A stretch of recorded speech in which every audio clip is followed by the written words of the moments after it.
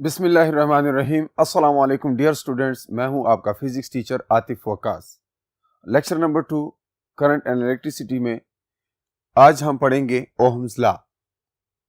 Ohm law एक simple empirical rule है जो मुख्तलिफ सर्किट्स को सॉल्व करने के लिए हम यूज करते हैं। It's very simple and very basic law and इसकी स्टेटमेंट क्या है? The current through a conductor is directly proportional to the potential difference across its ends। किसी सर्किट के अंदर हमने कोई रेजिस्टर लगाया हुआ है और उसको एक बैटरी से कनेक्ट कर दिया है।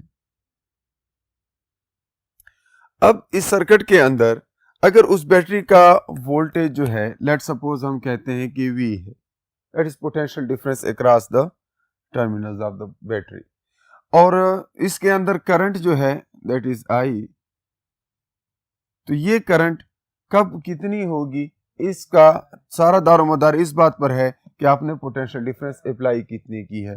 Means I is proportional to voltage applied, ये रेजिस्टेंस है R। एंड इसको अगर आप इक्वेशन बनाएं तो यहां पर एक कांस्टेंट आ जाता है 1/R, और इसको अगर रीअरेंज कर लें तो V is equal to IR। तो इस फार्मूले के अंदर V is equal to IR बड़ा सिंपल फार्मूला है, ये मैट्रिक में भी आप लोगों ने पढ़ा होगा। एक्चुअली इसमें करंट जो है वो डिपेंडेंट वेरिएबल है और वोल्टेज इंडिपेंडेंट वेरिएबल है। वोल्टेज नहीं होगी, पोटेंशियल ड्रॉप नहीं होगा तो करंट नहीं होगा। और इनके दरमियान अगर तो हम ओहम लॉ की बात करते हैं, ओहम लॉ सिर्फ मेटल्स के लिए वैलिड है, it's valid only to metals. वजह यह है कि मेटल्स के अंदर ये रिलेशनशिप, वोल्टेज और करंट के अंदर रिलेशनशिप तकरीबन लीनियर होता है और बिल्कुल स्ट्रेट लाइन होता है। अगर ये ग्राफ जो है थोड़ा सा चेंज होगा, यानी ये ग्राफ इस तरह हो जाए या इस तरह हो, ठीक है, या किसी भी और शेप का हो other than this black graph which I have already run, तो ये जो है स्ट्रेट लाइन ना हो तो फिर हम ये नहीं कह सकते कि ओहम लॉ यहाँ पर वैलिड है। ओहम लॉ तब वैलिड होगा जब ये स्लोप जो है ये कांस्टेंट होगा। अच्छा, स्लोप क्या देता है हमें इस ग्राफ का? Slope is rise divided by run. तो राइज में हमारे पास करंट है, रन में जो है दैट इज वोल्टेज। तो rise divided by run, I divided by V। So I divided by V is not resistance, it is reciprocal of resistance and we call it conductance. We discuss it sometime. So दूसरी बात, ohm law fails at higher temperatures. Metal ना हो तो भी ये valid नहीं है। Semiconductors वगैरह में ग्राफ ऐसे हो जाता है या थर्मिस्टर्स में, तो वहां पर फिर हम ओहम लॉ यूज नहीं कर सकते। और दूसरा ये है कि ये हायर टेम्परेचर पे फेल हो जाता है। हायर टेम्परेचर पे इसलिए फेल हो जाता है कि जब टेम्परेचर चेंज होता है, टेम्परेचर बढ़ता है तो मटेरियल्स की प्रॉपर्टीज चेंज होती हैं और इसकी वजह से ये R कांस्टेंट नहीं रहता, 1/R कांस्टेंट नहीं रहता, फिर ये रिलेशनशिप हमारे पास वैलिड नहीं रहती। इसीलिए ओहम लॉ सिर्फ मेटल्स में यानी कंडक्टर्स के अंदर हम यूज करते हैं और उनके लिए ये वैलिड है। स्लोप को आप देखें, कभी कभी क्वेश्चन इस तरह गिवन होता है, आपको यहाँ का एंगल बता दिया गया होता है और आपसे कहा जाता है कि जनाब आप रेजिस्टेंस फाइंड करें। तो चूंकि आप जानते हैं कि स्लोप टेंजेंट थीटा होता है या ग्रेडियंट, तो tangent theta is equal to perpendicular divide by base. तो परपेंडिकुलर यानी वर्टिकल जो है दैट इज करंट और बेस इज वोल्टेज। I/V जो है 1/R के इक्वल है। तो इस तरीके से हम टेंजेंट थीटा से हम रेजिस्टेंस फाइंड कर सकते हैं। Tangent theta is equal to 1/R। Tangent, उस एंगल का टेंजेंट निकालें और फिर इसको उसका रेसिप्रोकल लें 1/R। चूंकि टेंजेंट थीटा 1/R होता है तो उससे टेंजेंट थीटा का रेसिप्रोकल रेजिस्टेंस हो जाता है। तो इस तरीके से आप रेजिस्टेंस फाइंड कर सकते हैं। और अगर आपको करंट मालूम है, थीटा गिवन है, तो वोल्टेज भी फाइंड कर सकते हैं ये इक्वेशन यूज करके, या कंडक्टेंस भी आप फाइंड कर सकते हैं अगर आपको एंगल मालूम है। तो इस ग्राफ से आप बहुत सारे प्रॉब्लम सॉल्व कर सकते हैं। ये ओहम लॉ के लिए तब वैलिड है जब ये स्ट्रेट लाइन हो, स्लोप कांस्टेंट हो। ठीक है, तो मैं थोड़ा सा रिपीट कर दूं कि ओहम लॉ जो है ये कंडक्टर्स के लिए वैलिड है और इसका मैथमेटिकल फॉर्म जो है that is V is equal to I R. Current बढ़ेगा जब हम वोल्टेज बढ़ाएंगे या पोटेंशियल डिफरेंस बढ़ाएंगे। इसके बाद फिर हम बात करते हैं इसमें करंट की इन टर्म्स ऑफ ड्रिफ्ट वेलोसिटी, कि करंट का ड्रिफ्ट वेलोसिटी के साथ जो रिलेशनशिप है वहां से हम ओहम लॉ डिराइव करते हैं, ताकि हमें पता चले कि आर जो है ये बेसिकली किन किन चीज़ों से बना है और ये किन किन चीज़ों पे डिपेंड करता है। तो इसके लिए हम क्या करेंगे, करंट और ड्रिफ्ट वेलोसिटी को रिलेट करेंगे और वहां से हम ओहम लॉ डिराइव करेंगे। Current in terms of drift velocity, आप ऑलरेडी पिछले लेक्चर में हम इस पे बात कर चुके हैं कि करंट को in terms of drift velocity भी लिखा जा सकता है। I is equal to V D E N A. V D is drift velocity, और अगर आप ड्रिफ्ट वेलोसिटी की वैल्यू यहाँ पर सब्स्टिट्यूट कर लें, drift velocity is equal to E V था डिवाइडेड बाई एम एल। कौन कौन सी चीज़ें हैं इसमें? ड्रिफ्ट वेलोसिटी ये पिछली क्लास में हमने डिस्कस किया था, ई वी था डिवाइडेड बाई एम एल। तो इसमें ई क्या है? Charge of electron. एम क्या है? Mass of electron. L length of conductor, और एन जो है यहां पर आपको नजर आ रहा है that is number of free electrons per unit volume. A जो है क्रॉस सेक्शनल एरिया है उस कंडक्टर का, और था रिलैक्सेशन टाइम है। तो आप ये इस तरीके से करंट को in terms of drift velocity लिख सकते हैं। फिर ड्रिफ्ट वेलोसिटी की जगह ये वैल्यू पुट करके आप इस इक्वेशन को रीअरेंज कर लें और आपके पास ये चीज आ जाती है कांस्टेंट, साथ में v। अब ये कब तक कांस्टेंट होती है? ये तब तक कांस्टेंट होती है जब टेम्परेचर कांस्टेंट होता है, और जब तक आपने मटेरियल वही रखा हुआ है, nature of the material same रहता है। ओहम लॉ के अंदर हमने बात की है कि टेम्परेचर बहुत ज़्यादा होगा तो उसमें चेंजेस आएंगी, तब ओहम लॉ वैलिड नहीं होगा। क्यों नहीं होगा? क्योंकि देखें ये फ्री इलेक्ट्रॉन डेंसिटी है, अगर टेम्परेचर बढ़ जाता है तो हो सकता है और इलेक्ट्रॉन लिबरेट हो जाए, एन चेंज हो जाए।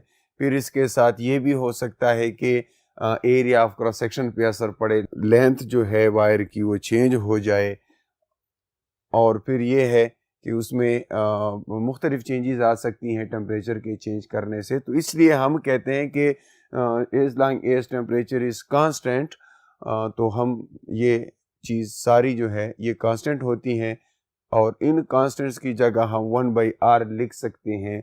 1/r is conductance.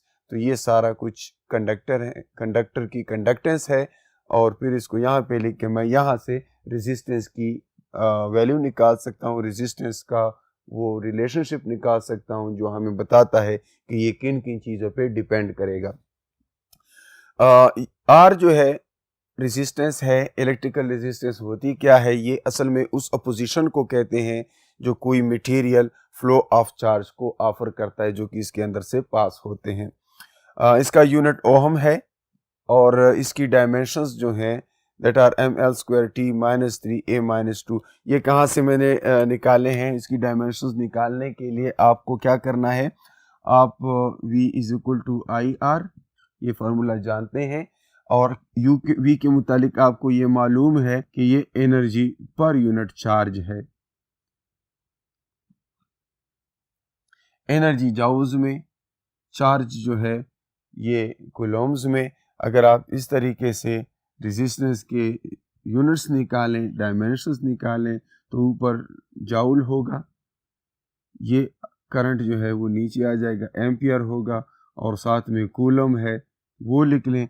अब जाउल की जगह उसकी डायमेंशंस ml² t - 2 लिखें, और ए की जगह उसी तरह ए करंट की डायमेंशंस वही ए, और कूलम की जगह ए टी, क्योंकि चार्ज जो है करंट और टाइम का प्रोडक्ट है। ये लिखने से हमारे पास जो है डायमेंशंस रेजिस्टेंस की जो आ जाती हैं that is this m l square t minus 3 a minus 2, इसको ऊपर ले जाएं तो ये बन जाती है। अब यहाँ से हमें बड़ा आसानी से पता चल सकता है कि रेजिस्टेंस किन किन चीज़ों पे डिपेंड करता है। रेजिस्टेंस डिपेंड करता है लेंथ ऑफ वायर पे, लेंथ कितना है। दूसरा ये डिपेंड करता है एरिया ऑफ क्रॉस सेक्शन पे, लेंथ ज़्यादा होगी किसी वायर की, रेजिस्टेंस ज़्यादा होगी। लेंथ ज़्यादा होने का मतलब ये है कि एक वायर है और उसके अंदर दो तरीकों से आप लेंथ उसका चेंज कर सकते हैं, या तो उसको स्ट्रेच करते हैं या उसके साथ कोई और वायर जोड़ दें। जब हम उनको स्ट्रेच करते हैं तो सिर्फ लेंथ चेंज नहीं होती बल्कि उसका एरिया भी इफेक्ट होता है, लेकिन जब उसके साथ कोई दूसरा वायर जोड़ते हैं तो एरिया वही रहता है जबकि लेंथ उसकी चेंज हो जाती है। तो इस बात का खास ख्याल रखना है कि लेंथ अगर कहीं पे प्रॉब्लम आ जाता है कि जनाब लेंथ डबल कर दी, रेजिस्टेंस को क्या हो जाएगा, तो आप ये भी देखें कि वो लेंथ स्ट्रेच करने से डबल हुई है या कोई और वायर उसके साथ जोड़ा गया है। ये बड़ी इंपॉर्टेंट है, याद रखना। सो इलेक्ट्रिकल रेजिस्टेंस उस पोजीशन को कहते हैं जो कि मटेरियल ऑफर करता है, और यह पोजीशन बढ़ती है जब लेंथ बढ़ता है, और यह पोजीशन कम होती है जब एरिया ऑफ क्रॉस सेक्शन बढ़ता है। एरिया ऑफ क्रॉस सेक्शन के साथ इसका ताल्लुक इनवर्स है।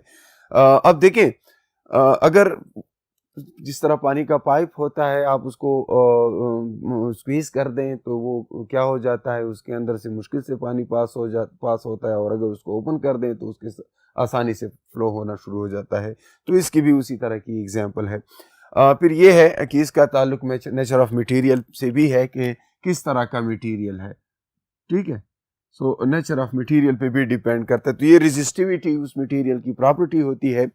तो इन चीज़ों पे रेजिस्टेंस डिपेंड करता है। अगर लेंथ डबल हो जाएगी रेजिस्टेंस भी साथ डबल हो जाएगी, लेंथ हाफ हो जाएगी रेजिस्टेंस भी हाफ हो जाएगी। The same happens in case of area, if area is double resistance is half, और अगर एरिया हाफ हो जाए तो रेजिस्टेंस डबल हो जाएगी।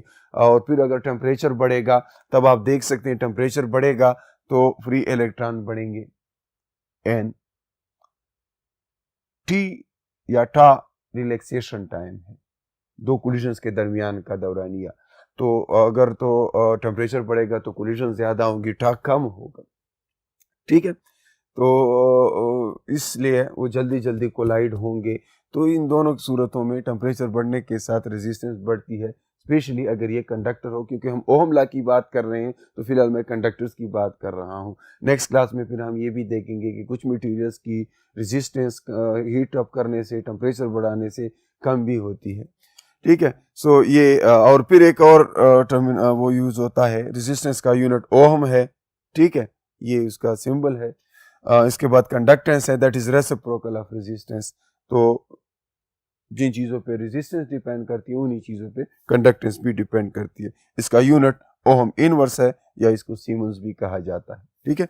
तो इसके बाद हम बात करेंगे स्पेसिफिक रेजिस्टेंस की या रेजिस्टिविटी, इसका थोड़ा सा यहाँ पे जिक्र हुआ है, आगे हम इसको फिर डिटेल से करते हैं। स्पेसिफिक रेजिस्टेंस या रेजिस्टिविटी जो होती है ये it's the ratio of electric field and applied current density. जैसा कि हमने पिछली क्लास में बात की कि करंट डेंसिटी जो होती है that is current per unit area, तो उसी करंट डेंसिटी से हम रेजिस्टिविटी भी फाइंड आउट कर सकते हैं। Resistivity is electric field divided by the current density. Current density की जगह I बाई A लिखें तो ये इस तरह से भी लिख सकते हैं इसको। अच्छा, रेजिस्टिविटी जो है इसका मैथमेटिकल फॉर्म इस तरह आ जाता है, you do not need to derive this equation but if you substitute the values in the previous equations you can arrive at this, and this is very simple equation and it has a relationship with the conductivity. resistivity materials की specific property है, specific resistance को कहते हैं। material जितना भी हो उसके dimensions यानी लेंथ ज़्यादा हो कम हो, एरिया ज़्यादा हो कम हो, इसका रेजिस्टिविटी का इसके साथ ताल्लुक इसलिए नहीं है कि रेजिस्टिविटी नेचर ऑफ मटेरियल और टेम्परेचर पे सिर्फ डिपेंड करती है। अब इक्वेशन में अक्सर लोगों को इस फार्मूले में एक चीज़ नज़र आती है, देखिए आर ए और एल, एरिया और लेंथ नज़र आ जाता है और वो कहते हैं कि जनाब ये तो रेजिस्टिविटी एरिया पे भी डिपेंड करती है और लेंथ पे भी डिपेंड करती है, लेकिन ऐसा हरगिज़ नहीं है। वजह यह है कि जब आप एरिया को फॉर एग्जांपल डबल कर दें, हाँ, मैं एरिया को डबल कर रहा हूँ, ये 2a हो जाएगा। अब एरिया डबल करने के साथ साथ उधर हमने देखा कि रेजिस्टेंस हाफ हो जानी है, क्योंकि जाहिर है रेजिस्टेंस और एरिया के दरमियान इनवर्स रिलेशन है, तो ये 2 और 2 फिर कैंसिल हो जाने हैं। ठीक है, सिमिलरली आप लेंथ को डबल कर दें तो इससे रेजिस्टेंस भी डबल हो जाएगी। तो इस तरह रेजिस्टिविटी जो है लेंथ और एरिया पे डिपेंड नहीं करती, सिर्फ नेचर ऑफ मटेरियल पे डिपेंड करती है और टेम्परेचर पे डिपेंड करती है। और जाहिर है टेम्परेचर पे अगर डिपेंड करती है तो इसका मतलब यही है कि टेम्परेचर बढ़ेगा तो रेजिस्टिविटी, अगर तो वो मेटल है जैसे कि ओहम लॉ में हम बात कर रहे हैं कंडक्टर्स की, मेटल्स की, तो उसकी रेजिस्टिविटी टेम्परेचर बढ़ने से बढ़ती है। वो बाद में फिर डिस्कस करेंगे नेक्स्ट क्लास में कि किस तरह कुछ मटेरियल्स ऐसे भी हैं कि जिनकी रेजिस्टिविटी टेम्परेचर बढ़ाने से कम भी होती है। बहरहाल रेजिस्टिविटी इन दो चीज़ों पे डिपेंड करता है, नेचर ऑफ द मटेरियल और टेम्परेचर पे। फिर इसके यूनिट्स इसी फार्मूला से आप निकाल सकते हैं, यूनिट्स इसके हैं ओहम मीटर। कंडक्टिविटी, कंडक्टिविटी जो है it's a reciprocal of resistivity, resistivity का रेसिप्रोकल कंडक्टिविटी कहलाता है। और कंडक्टिविटी की अगर आप यूनिट्स देखें, फार्मूला देखें, तो ये वहाँ पर एक 2 मौजूद है, इसका मैंने सिर्फ रेसिप्रोकल लिया है। तो देखें एक्चुअली चीज़ों की कंडक्टिविटी सबसे पहले हमें मालूम होनी चाहिए। मुख्तलिफ मटेरियल की कंडक्टिविटी मुख्तलिफ होती है, गोल्ड की सबसे ज़्यादा है, फिर कापर है, फिर इस तरह एल्यूमिनियम है, मुख्तलिफ मेटल्स हमारे पास अवेलेबल है, सिल्वर है, तो इनकी मुख्तलिफ कंडक्टिविटी होती है। और जिस चीज़ की जितनी ज़्यादा अच्छी कंडक्टिविटी होगी वो उतना अच्छा कंडक्टर होगा, उससे कंडक्शन आसानी से होगी। कंडक्टिविटी के यूनिट्स जो हैं वो यहाँ से आपको पता चल सकता है। अगर ये रेजिस्टिविटी का रेसिप्रोकल है तो फिर इसका मतलब यही है कि इसके यूनिट भी रेसिप्रोकल ऑफ रेजिस्टिविटी होंगे। ठीक है, तो ये हमारे पास कंडक्टिविटी है। कंडक्टिविटी भी इन्हीं चीज़ों पे डिपेंड करती है, नंबर ऑफ फ्री इलेक्ट्रॉन्स पे और रिलैक्सेशन टाइम पे। चार्ज और मास जो है वो तो ऑलमोस्ट तकरीबन कांस्टेंट होते हैं, तो उस पर इतना डिपेंड नहीं करता। ठीक है, इसके बाद ये कुछ चीज़ें मैं आपको मुख्तलिफ MCQs के हवाले से बताना चाहूँगा कि अगर आप देखें इस इक्वेशन को V is equal to I R, ये बड़ा सिंपल फार्मूला है। कभी कभी ऐसे करंट की वैल्यू बताई गई होती है और साथ में रेजिस्टेंस की वैल्यू बताई गई होती है और आपसे वोल्टेज मांगा जाता है, तो फिर तो बड़ा आसान है। कभी करंट मालूम करना होता है, वोल्टेज और रेजिस्टेंस गिवन होती है। कभी ये होता है कि आपसे नंबर ऑफ इलेक्ट्रॉन्स मांगे जाते हैं। अब इस फार्मूले से नंबर ऑफ इलेक्ट्रॉन तो बंदा कंफ्यूज होता है। तो नंबर ऑफ इलेक्ट्रॉन्स के लिए आपने करना क्या है, करंट की जगह आपने Q/T सब्स्टिट्यूट करना है और फिर Q की जगह Ne सब्स्टिट्यूट करना है, इस तरह। तो Ne/T is equal to V/R। तो ये आपके पास उसकी इक्वेशन आ जाती है चार्ज के केस में, यानी वोल्टेज और रेजिस्टेंस एंड चार्ज कैसे कैलकुलेट कर सकते हैं। तो इन इक्वेशन के साथ आप मुख्तलिफ प्रॉब्लम सॉल्व कर सकते हैं।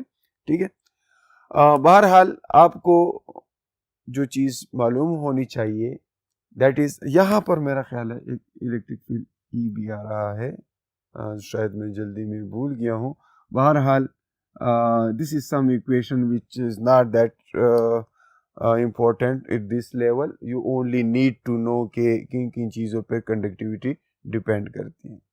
ठीक है, so I hope you understand today's topic and मुझे उम्मीद है आपको आज के टॉपिक की समझ आ गई होगी।